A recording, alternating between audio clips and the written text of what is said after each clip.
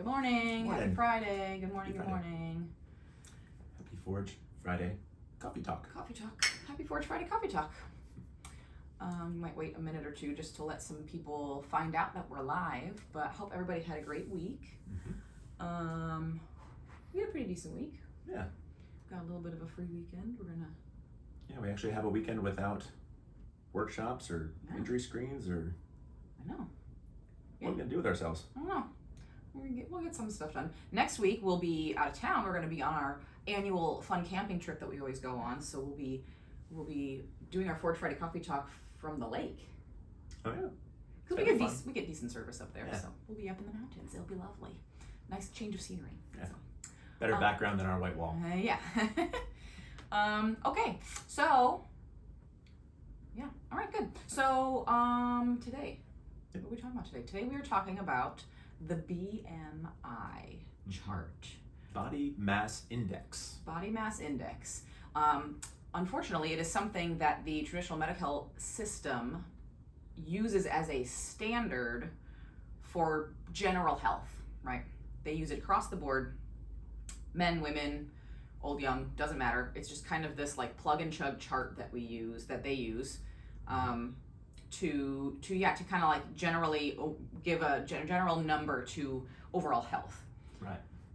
The chart itself is literally just two different factors. It's height and weight on the bottom.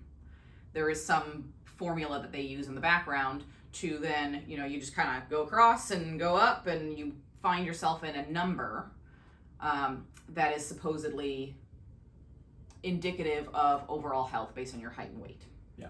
So they'll say that to say if you are in an ideal zone, you're underweight, you're overweight, or obese are the categories that they'll use. Yeah. And based on that height and weight number, they'll spit out that formula at you. I just did mine this morning. I am 27.5 on mine because I am 6 feet tall and I'm just over 200 pounds. And according to that, I am quite overweight. Yeah.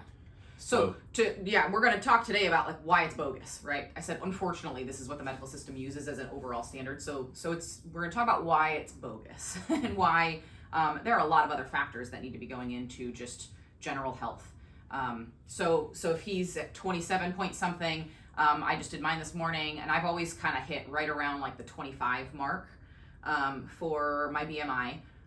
And so for both of these, like he said, both of those numbers are technically in the overweight category if you go by the BMI chart. Mm-hmm. So in the traditional healthcare system, the customer journey, for the traditional healthcare system, they go to their doctor. What's the first thing they do when you go to even just like a general checkup? After you've probably waited an extra hour for your appointment time, they'll take you back, and the first thing they do is make you hop on a scale, right? So they're taking you give them your height, they check your weight, they'll plug and chug into this formula and spit out a number, and that's what they're basing a lot of their decisions on, probably even based on like medication dosage too, and what advice, if any, they're going to give you in terms of your overall health. Mm-hmm. So for both of us being in the overweight category, we might get advice that, is telling us that we can't change our height. So, advice of like, well, we're supposed to be losing weight or something like that to be able to get down into what they consider a healthy number on this BMI chart. Yeah. So the problem is looking just at the weight number, because what does that weight entail? We're talking about, we got water weight in there. We've got muscle mass. Obviously there's some body fat in there, but you got bones and organs and all kinds of other stuff that's on your body frame. So if you're just looking at the weight and saying, I have to lose weight, well, what does that mean? Are you losing water? Are you losing muscle? Because we hope it's not losing muscle, because that's a problem. But when we see people that are going based on the BMI and you have a doctor that says, okay, well, in my case, again, I'm 27.5, and according to get to the ideal category, I need to get down to 180 pounds. Ladies and gentlemen, I have not been 180 pounds since high school. So for me to do that, I'm going to be losing a significant amount of muscle mass if that's all I'm going to do is look at that number on the scale and say that that's my goal to get to 180. Right. So this formula was based on, interestingly enough, we looked up the history, it was based on a population system. It wasn't meant to be applied to individuals. It was developed by a mathematician who was using that as an average of what a society looks like. So the average person was 6 foot, 180 pounds when this thing was developed back in the 1960s. Yeah. And things have changed a little bit since then too. So when we look at, we've had a lot of innovations since the 1960s in fitness, in diet, in lifestyles. Right, yeah. Like nutrition has changed, fitness has changed. People are more active these days. That would be great. We like to use the term the everyday athlete, right? There are so many more people who are running on a regular basis and doing CrossFit on a regular basis and just going to the gym and being more active than people were back in the 50s and 60s. So, I think a lot, and then the food, nutrition is definitely different in good ways and bad ways, right? So, but there's so much more that goes into a number on a scale, or that goes into health, I should say, besides just the number on the scale. So, I think talking about, so we talked about the history, we talked about like where it came from, why it's kind of bogus, why just that number on the scale is not enough information to determine somebody's overall health. So what kind of things can we look into to kind of give us a better understanding of general health and overall health? Yeah. So I think when people say that they've got to lose weight, well, I think what people are really meaning, you have to be a little bit more specific than that. We're talking about body fat. People typically want to say, I got to lose body fat, or if you're underweight, some people say I need to gain muscle. So we're usually looking at one of those two factors to get into that ideal zone, whatever that may be for you. So I think a more accurate thing to look at would be your body fat percentage compared to your weight. Yeah. Right. And that can come from, there's a lot of different ways to do that. You can go old school, like pinch calipers. You can, there's a lot of scans like the bod pod or the in-body scanner, those kinds of things. So that can give you at least a rough idea of where your body fat percentage is compared to your muscle mass. And, I would just suggest whatever you choose, just try and be consistent with that system that you're using. That way your numbers aren't going to get skewed just jumping from technique to technique, I guess. Right. So, body fat percentage, body muscle mass, we often talk too about, well, in general, overall health, there's a lot of research that shows that people with increased visceral fat, the viscera are all of our organs, right? All of our stomach, our liver, our kidneys, our whatever that's kind of hanging out in here. The more fat that people have around those organs, that has shown to be a big indicator in poor health, right? If you have more fat around or you see like a lot of belly fat, right? That has been shown to be not good and not healthy and detrimental to people's health. So one way that you can kind of have a better understanding of where you're at with that would be to actually take a tape measure, right? Like a flexible tape measure, and measure around, like do more of a waist to hip circumference measurement and take the ratio of that. So you would go, for women, it'd be like the smallest part of your waist, which would be, sometimes it's around the belly button, sometimes it's a little bit higher, just depends individually.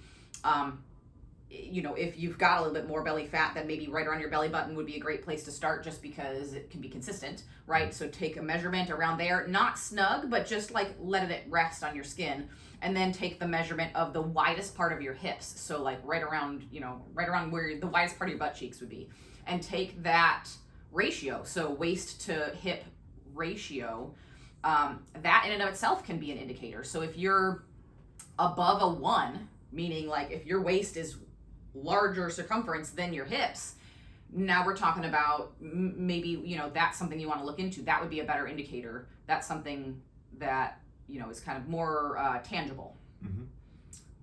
And also think functionally too. Right. You can have people that are a little bit on the bigger side too and still be in pretty darn good health. Sure. Yeah, and I think that's another thing to mention is, how get your blood labs done, right? Like your blood work done. So, get your, I can't even think of the names of all the panels, but, your doctor should be, or able to, or nurse practitioner should be able to order just typical blood panels, whatever they're called, CBC panels. Not CDC. CDC, that's the other thing. CBC. Hormone levels, all the red blood cells, white blood cells, all of those that, are those level. Your hormone levels will tell you a lot, in terms of just overall health and that kind of stuff. So that's another way to just have an understanding of how well your body's functioning from the inside, right? And do those once a year, every other year, something along those lines, so that you can compare, right? Because something like, even just typical vital signs, heart rate, blood pressure, that kind of stuff, those are always good to keep track of. Things like vital signs, things like the weight, the number on the scale, those things are going to fluctuate and change hour by hour, let alone day by day. So it's still good to keep track of those things, but just recognize that those are things that are going to be going up and down and fluctuating all the time. So the more consistent you can be with just keeping track of those things and keeping the bigger picture in mind of some of these other things we've talked about. Yeah. And think your functional fitness too. How well can you walk? Can you go up a flight of stairs without losing your wind? Can you do push-ups? Can you do some pull-ups? Can you, walk a mile? Right. Can you balance on one foot? There's a lot of little functional tests that's kind of stuff that we do here in PT. Absolutely. That we always want to try to keep an eye on, and we'll even, it's our job to kind of find where you're going to be lacking in a certain area, and we can give you a little details on how to improve on certain things so that we can create that overall bigger picture of true health. Yeah, I think that's a great point, because really all these numbers don't mean a dang thing if you can't actually function the way you need to function, right? So we're always about being as functional as possible. We're physical therapists, but we're not the typical physical therapists who are going to pull out a goniometer and go, well, it's your hip is only this whatever range of motion. Sometimes that's important, but generally speaking, we want to just see, can you squat to the floor? Can you get on and off the floor? Can you get on and off a chair or the toilet? Can you pull yourself up? Can you balance? All the things that he just mentioned. So that's where we can come in, right?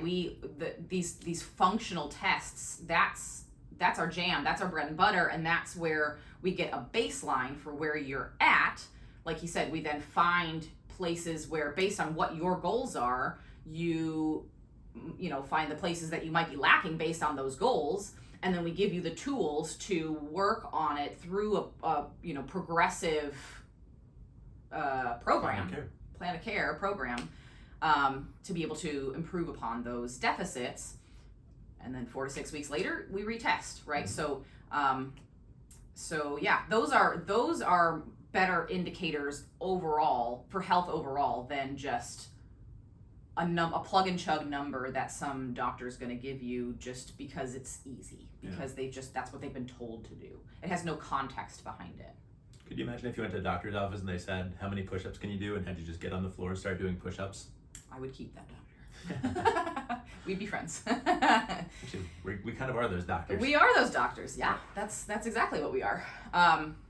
So I think that's, I don't know, is there anything else we wanted to talk about with that? Not really. I mean, I think, like you said, that, don't focus on the number on the scale. You want to really focus on what makes up those numbers on the scale.